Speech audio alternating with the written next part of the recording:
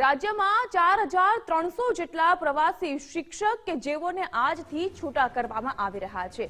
જ્ઞાન સહાયકોની ભરતી કરવામાં આવી છે અને તેના જ ભાગરૂપે જે પ્રવાસી શિક્ષક ફરજ નિભાવતા હતા તેઓને હવે છૂટા કરવામાં આવી રહ્યા છે। જ્ઞાન સહાયકોના બદલે પ્રવાસી શિક્ષકોની ફાળવણી કરવામાં આવી હતી। જુલાઈ 2023ના રોજ શિક્ષકોની સમય મર્યાદા વધારવામાં આવી હતી। શિક્ષકોની વધારી સમય મર્યાદા 23 જાન્યુઆરીએ પૂર્ણ થઈ છે અને તેના કારણે જ જે લોકોની સમય મર્યાદા પૂર્ણ થઈ રહી છે તેવા પ્રવાસી શિક્ષકોને હવે છૂટા કરવામાં આવી રહ્યા છે। વધુ વિગતો મેળવીશું। જોડાઈ ચૂક્યા છે સંવાદદાતા હાર્દિક ભટ્ટ। હાર્દિક, જ્ઞાન સહાયકોની ભરતી થવાના કારણે પ્રવાસી શિક્ષકોને છૂટા કરવામાં આવી રહ્યા છે, શું અપડેટ, શું વધુ વિગત?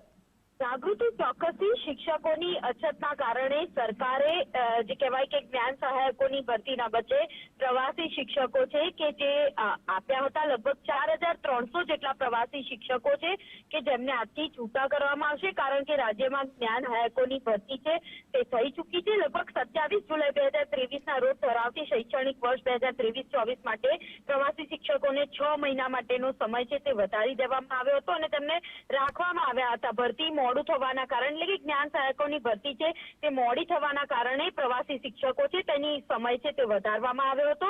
આ શિક્ષકોની મર્યાદા છે કે જે સમયની મર્યાદા 23 જાન્યુઆરી એટલે કે ગઈકાલે પૂર્ણ થઈ છે, એટલે આજથી લગભગ 4300 જેટલા પ્રવાસી શિક્ષકો છે જેને છૂટા કરવામાં આવશે। જ્યારે પણ શિક્ષકોની અછત હોય, ઘટ હોય ત્યારે સરકાર દ્વારા પ્રવાસી શિક્ષકોને લાવવામાં આવે છે, તેમને ડેપ્યુટ થોડા સમય માટે કામગીરી કરાવવામાં આવે છે અને ત્યારબાદ તેમને છૂટા કરીને આ રીતે જે જ્ઞાન સહાયકોની ભરતી છે તે કરીને શિક્ષકોને રાખવામાં આવતા હોય છે।